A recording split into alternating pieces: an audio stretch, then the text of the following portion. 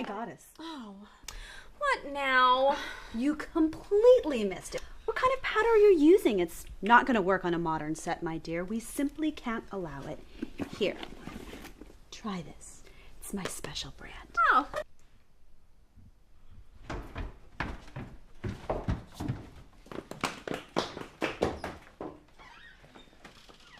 Damn, Muticia, have you seen Cinder? She's a half hour behind, and I mean, we were supposed to have shot her stuff on stage 2 already. I mean, No idea. She said something about needing to powder her nose, and I haven't seen her since. okay, well, you're due on the green screen set and wardrobe in 5 minutes. By the way, I'm not just a PA. I'm really a writer. Of course you are. Well, I'm an actor, but I also write so I can get the good parts, and I direct so I can make sure it gets done. But I have this part. It's Sally, the water girl. You would be perfect for it. It's a thoughtful story about a young woman's journey of self-discovery. Well, that's a kind offer, but I don't read unsolicited scripts. Now, why don't you get back to work instead of soliciting the cast while we're trying to do a show? I need to pipe an ogre satellite feed, and you're distracting me. Okay, well, I'll just have my agent get in contact with your agent, and we'll do it that way. And I mean, wow, would you look at the time? Yeah, I'm just gonna go. Exit stage left, or to the right, even. Yeah. Okay. How about that young Jack Nicholson? Who knew that he would be such an acting tour de force in his career? Roger Corman sure had an eye for new talent. And speaking of talent, few in the music industry have shown the longevity and creativity of our special musical guest, the one, the only, Ogre of Skinny Puppy. Hey, Muticia. Nice to talk to you today, and thanks for showing interest in Skinny Puppy and, of course, Mad Monster Party. All of your fans want to know where you draw your creativity and your inspiration from for your live shows.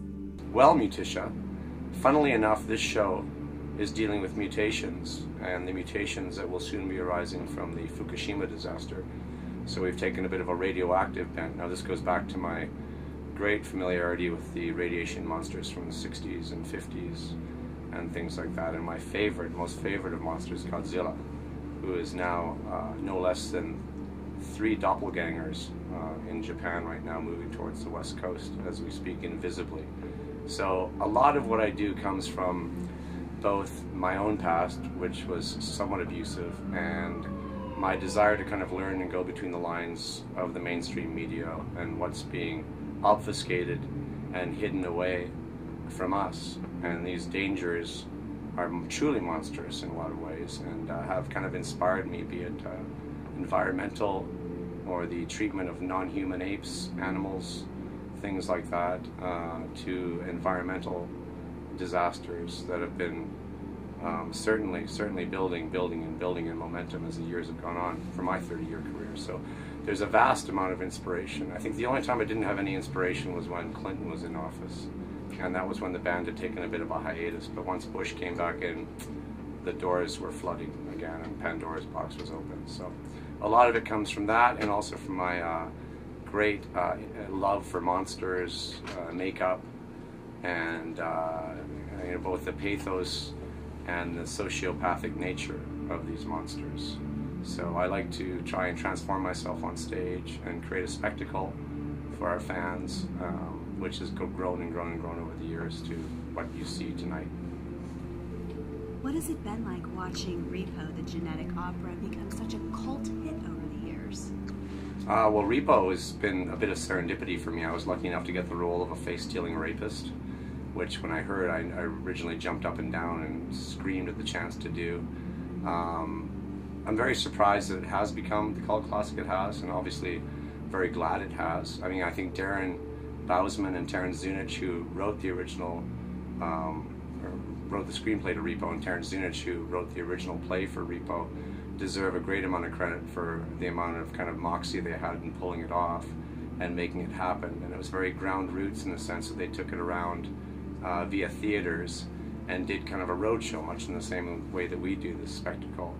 and took it to city and sold it to everybody, and kind of created the cult following that it has right now.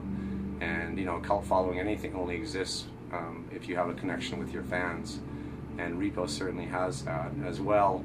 The very eclectic cast that we had on the shoot was, I think, one of the things that is propelling it now into kind of that cult legendary status. It was just wonderful to work with Sarah Brightman, who my ex-wife's mom was a huge fan of, Paris Hilton, Anthony Head, of course my bud Bill Moseley, who's amazing, who when I was younger I giddied to while watching him do Chop Top and Texas Chainsaw 2, and who else is in it? Of course Paul Sorvino, our father.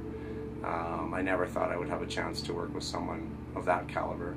So for me, it was probably one of my top 5 experiences in the world, being able to go into a makeup chair. I'd read in monster magazines, especially Famous Monsters of Filmland, from our favorite genre leader, Forrest J. Ackerman, rest in peace and bless his heart, who gave me as a child great insight into makeup and monsters, and especially when Planet of the Apes came out, I was completely engrossed with the idea of prosthetics. And I would read about how actors hated the idea of getting up so early in the morning to go down to the set and get in the makeup chair long before the other actors would come in and get their makeup applied. And I found myself in Toronto in October of, I believe, 1997, waiting at 4 a.m., giddily running around my apartment room and getting chauffeured down, not for special, because I'm a special case, but strictly for liability reasons, to the studio to be put in a makeup chair and have the makeup applied. So it was a really fun experience, and I can certainly see why it is a cult classic. The fans have embraced it. They've taken it on through these shadow casts, and hopefully it'll live on and live on and live on. And when I keep seeing it, it keeps getting better and better as time goes on. So, being a member of the Mad Monster family, what are some fun stories that you can share? Well, Mad Monster is kind of a unique convention in a lot of ways, where they actually try and create content and unique experiences for people while they're there. So I've had nothing but fun with the Mad Monster group, and with Eben, Jomo, and all the people that work with Mad Monster. I've had nothing but, it's almost like, to me, my second family within this convention world. I think one of my favorite nights was working with Rob Zabrecki, and we judged not a talent show, but a costume contest, and somewhat of a talent show too. But having him do it, we kind of did it the opposite way of what most people would do. We ended up asking the most benign and gentlest of questions, not horrific questions, but just offbeat questions, because he does kind of a Dadaist. I should kind of paraphrase that. Rob Zabrecki is a magician who works at the Magic Castle, who does